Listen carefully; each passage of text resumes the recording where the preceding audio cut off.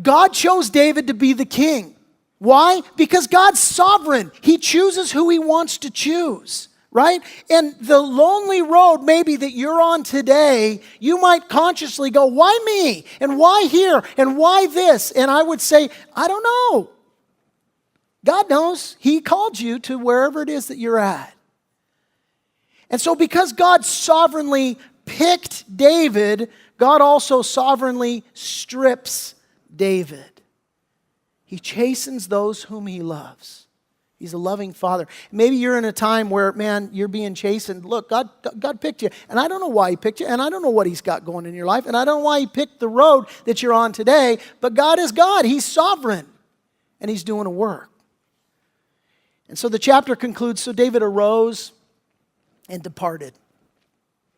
The man who faced Goliath, the man who faced the Philistines, the man who faced betrayal, the man who faced schemes, and now he faces the loss of everything in his life.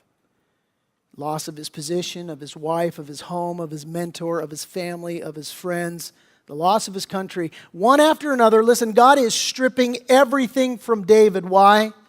Because God wants him alone. And maybe God's stripping stuff from you today.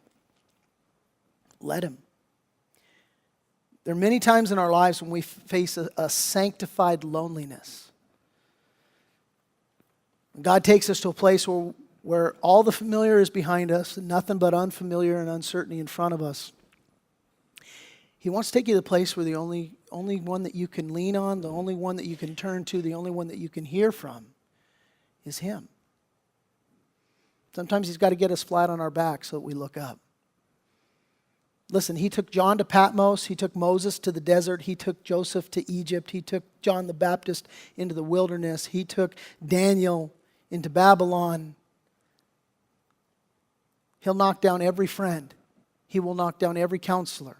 He will knock down every mentor, whatever it takes to get you alone. What's God knocking down in your life today?